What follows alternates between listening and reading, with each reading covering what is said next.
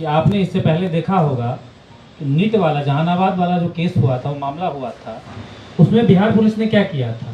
सबसे पहले प्रेम प्रसंग इसे घोषित कर दिया, फिर परिजनों पर उन्होंने आरोप लगाया, और यह मामला जब लग रहा था कि अब दब गया है, ख़त्म हो गया है, तो प्रशांत जी, हमारे नेता बिहार के भविष्य प्रशांत जी जब गए तो बिहार पुलिस मजबूर हो गई, सिट का गठन हुआ।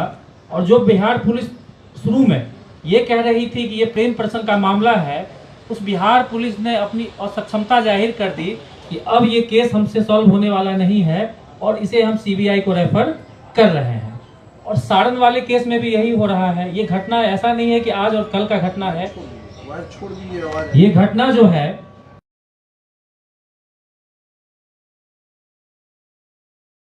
एक्स पे, जहानाबाद में भी ऐसा ही हुआ था, नीट वाले मामले में भी ऐसा हुआ था कि एक्स पे आवाज उठा था। इस मुद्दे पर भी एक्स पर लोगों ने आवाज उठाया, तो सारण पुलिस ने अपराधियों को पकड़ने की जगह सबसे पहले एक स्टेटमेंट दिया जिसमें उन्होंने परिवार का चरित्र हनन किया और लोगों को भटकाने का प्रयास किया। और वो जो स्टेटमेंट था वो 13 तारीख को दिया, लेकिन उसमें डेट था 10 तारीख। चलिए हम उसको क्लर्कियल एरर मानते हैं, उसको उन्होंने डिलीट कर दिया। फिर उन्होंने एक 14 तारीख का स्टेटमेंट दिया, उसको भी डिलीट कर दिया। फिर 15 तारीख को उन्होंने सुबह सुबह फिर एक एक्स पे स्टेटमेंट दिया, और वो अभी है। और उसके बाद जब हम लोग गए, परसों हम लोग गए, तो जब हम सारण से वापस आए तो रात में हमें धमकाने के लिए, जनसुराज के लोगों को धमकाने के लिए सारण पुलिस ने एक और स्टेटमेंट दिया कि वहां पे जो भी जा रहे हैं, अशांति फैला रहे हैं, न्याय की मांग कर रहे हैं, उनके ऊपर हम कार्रवाई करेंगे। हम एक पेशेवर पुलिस है। तो सारण पुलिस से हमारा इस जनसुराज के माध्यम से ये सवाल है कि अगर आप पेशेवर पुलिस हैं तो आपने जो बयान जारी किया था उसमें, जिसमें पोस्को एक्ट लगा हुआ है, तो विक्टिम का आपने नाम उसमें उजागर कर दिया, उसका गांव क्या है ये भी आपने लिख दिया, गवाह का नाम भी आपने लिख दिया। तो आप कैसे पेशेवर पुलिस हैं जो पोस्को एक्ट कहता है कि विक्टिम हो या विक्टिम का गांव हो या गवाह हो, उसका नाम उजागर नहीं करना है, तो आपने पूरे देश दुनिया के सामने उनका नाम उजागर कर दिया और आप कहते हो कि हम पेशेवर पुलिस हैं। पहला सवाल ये है। दूसरा सवाल ये है कि इस सारण पुलिस के जो एसएसपी है विनीत कुमार जी, उन्होंने घटना के एक दिन के बाद ही कह दिया था कि लड़की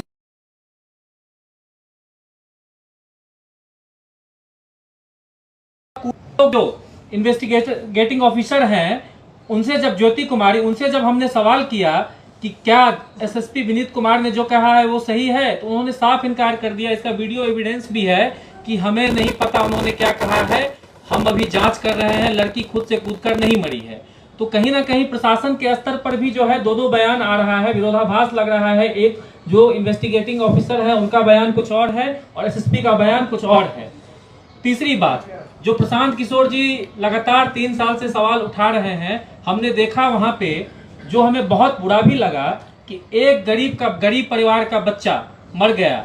उनके पिता दमन एंड दीव में रहकर मजदूरी करते हैं। आप सोचिए कि बिहार से दमन एंड दीव कितना दूर है, वहां पे रह के मजदूरी करते हैं, उनके पास अर्थ का अभाव है, उनकी बेटी मर गई है और उसके बाद भी सरकार ने एम्बुलेंस तक मुहैया नहीं करवाया। खुद से उन्होंने एम्बुलेंस की व्यवस्था की और 600 रुपया जब तक उनसे लिया नहीं गया तब तक उस लाश को जो है हॉस्पिटल तक नहीं पहुंचाया गया है। उसके बाद जब पोस्टमार्टम के लिए उस बॉडी को दिया गया तो 3000 रुपया उनसे लिया गया। पीड़ित परिवार ने कहा कि 1500 रुपया ले लीजिए और हमें छोड़ दीजिए, लाश को हमें हमारे हवाले कर दीजिए। लेकिन उसके बाद भी जो है, जो पोस्टमार्टम कर रहे थे, जो भी मेडिकल के ऑफिसर थे, उनका दिल नहीं पसीजा। उन्होंने पूरा 3000 रुपया पीड़ित परिवार से लिया और उसके बाद लाश उनके हवाले किया गया। तो ये जो डॉक्टर के भेष में, पुलिस के भेष में, पहले ये माफिया थे, अब ये राक्षस हो गए हैं। माफिया और दलाल है, उनके अंदर भी दिल होता है। इतनी बड़ी घटना हो गई और इन राक्षसों का दिल नहीं पसीजा।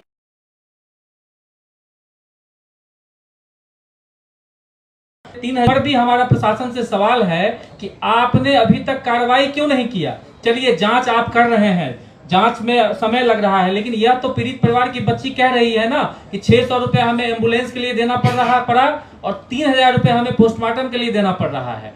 और उन्होंने अपने लोकल हवलदार के सामने कहा, मैं उस बच्ची को धन्यवाद देता हूं कि वो 12वीं की बच्ची है, उसकी बड़ी बहन, और वो बच्ची उस गांव का लोकल हवलदार है, 2-3 जो है और महिला कांस्टेबल बैठी हुई थी, उसके सामने बड़े हिम्मत के साथ उस बच्ची ने ये कहा कि हमसे 600 रुपया लिया गया, हमसे 3000 रुपया लिया गया। अगर सारण पुलिस इस मामले में थोड़ी सी भी गंभीर है तो स्वतः तुरंत कम से कम इन लोगों को बर्खास्त किया जाए जिन्होंने 3000 और 600 रुपया लेकर मानवता को शर्मसार किया है। और इस व्यवस्था जो पूरे बिहार में जो व्यवस्था चरमराई हुई है उसके तो उन लोगों को डर होगा और आगे से कोई भी गरीब परिवार जब इस मुसीबत में रहेगा तो उनसे पैसा नहीं लिया जाएगा। चौथा सवाल हमारा वहां के सांसद से है। सांसद तथाकथित सांसद अपने आप को एक विशेष समाज का कहते हैं कि हम प्रतिनिधि हैं, लेकिन एक आपके क्षेत्र में एक बच्ची की मौत हो गई है और इतना बड़ा घटना हो गया और आप कल क्रिकेट खेल रहे हैं। आप सांसद होने के नाते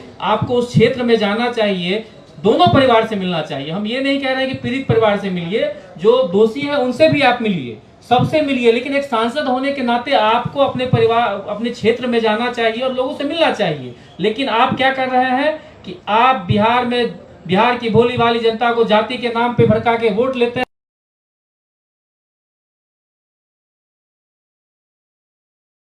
और तो आप क्रिकेट खेलते हैं, क्रिकेट खेलकर जनता को यह संदेश देते हैं कि हम तो ऐसे ही रहेंगे, आप हमें फिर से अगली बार वोट दीजिएगा और हम फिर से ऐसे इसी तरीके से क्रिकेट खेलते रहेंगे। आपके साथ जो घटना हुआ है उसका हम मजाक उड़ाएंगे। बस ये हमारा सवाल था।